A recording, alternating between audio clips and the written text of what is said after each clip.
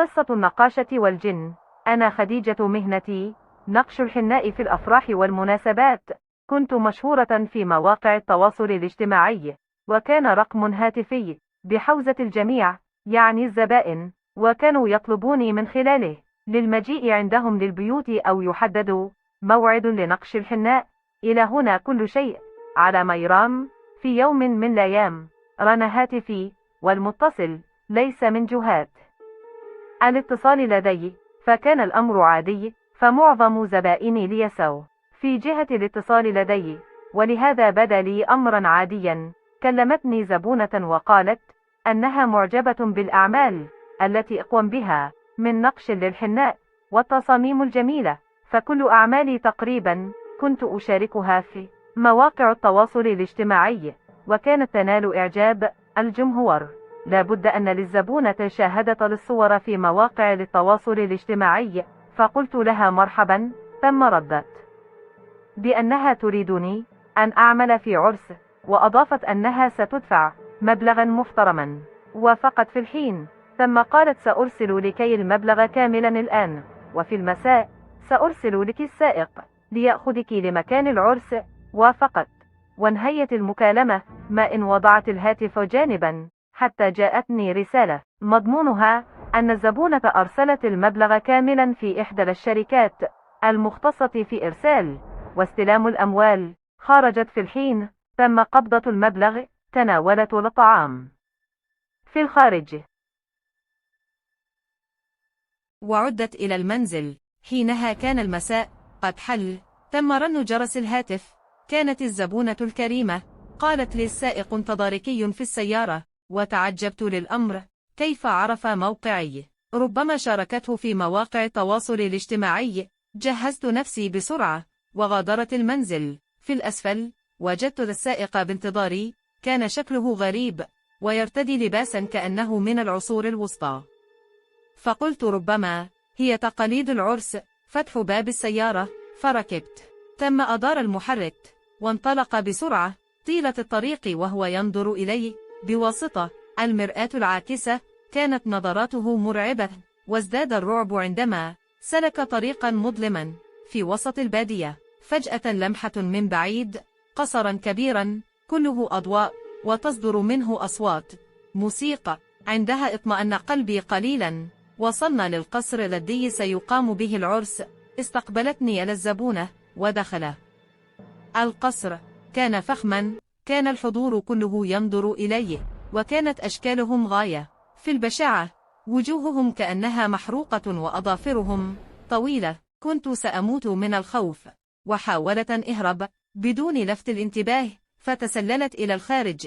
التقيت مع الزبونة، فقالت لي تضنين بأنك ستهربين بسهولة. ثم ضحكت بصوت عالي. عادت بي إلى الداخل.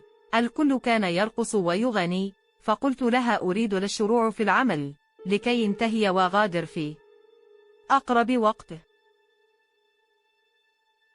التفت حولي كثير من النساء غاية في الرعب، وتنبعث منهن رائحة كريهة، وكانت نظراتهن فيها غرابة. حاولت السيطرة على نفسي. بدأت في النقش. كانت أيديهن شبيهة بأيدي الرجال، خشنة بأظافر طويلة ويكسوها شعر.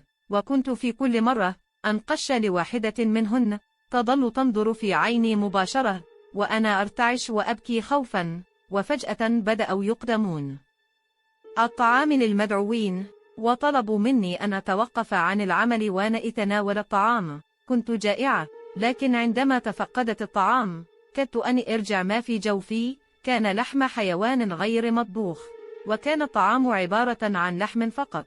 لم أتناوله، وعدت إلى العمل. وكانت للنساء تزداد، وكلها ترغب بنقش الحناء، وأنا أعمل وتصبب عرقا. فكلما ظننت بأني سأنتهي، جاءت نساء أخريات ترغب بنقش الحناء، فبدأت أفكر في طريقة للهرب. وتظاهرت بأني أريد الحمام، وفي الحمام هربت من النافذة وجريت مسرعة اتجاه الباب الكبير، لكنه كان محروسا. كان الحراس هناك، وفي نفس الوقت بدأوا في البحث عني. اختبأت في غرفة الكلب، كانت فارغة، بدأت أسمع أصوات تقول أين هي للنقاشة؟ الكل يبحث عني. شعرت بأني سأموت من شدة الخوف. فجأة لمحت كلبا كبيرا كان مرعبا يشتم رائحتي ويبحث عني. لم أعد أحتمل وشرعت البكاء والتوسل إلى الله وقراءة القرآن الكريم بصوت منخفض. بعدها سمعت آذان صلاة الفجر. الآن تغير كل شيء. اختفى الجميع. وجدت نفسي نائمة قرب شجرة، والقصر كان مهجورا مهترأ وجدرانه متساقطة ومظلم ولا أحد هناك.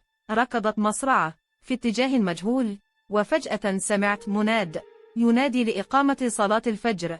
تتبعت مصدر الصوت فوجدت مسجدا صغيرا جلست قربه، وعندما خرج المصلين وجدوني في حالة مزرية فسألوني ماذا أصابني، فأخبرتهم بقصتي فتعجبوا للأمر. قالوا بأن القصر مهجور والمكان بأكمله خطير جدا ولا أحد يجرؤ على الاقتراب إليه. بعد ذلك أوصلني رجل مسن منزلي بسيارته المتواضعة وغادر وهو يردد لا حول ولا قوة إلا بالله. دخلت المنزل ونمت نوما عميقا. عندما استيقظت كنت في حالة جيدة وملابسي كانت نظيفة وكل شيء كان على ما يرام. فبدأت أفكر منطقيا بأن الأمر كان حلما مزعجا، لكن في قرارة نفسي ينتابني شعور بأن الأمر كان واقعا معاشا. حضرت كوب من القهوة وجلست أفكر في الأمر. فجأة رن هاتفي. كان نفس الرقم، الحلم ونفس الصوت، وكأن الأمر سيتكرر أو سيحدث اليوم. أنهيت المكالمة بلا تردد، وقررت أن أسجل كل الأرقام التي أعرفها على الهاتف ولن أرد بعد الآن على أرقام لا أعرفها.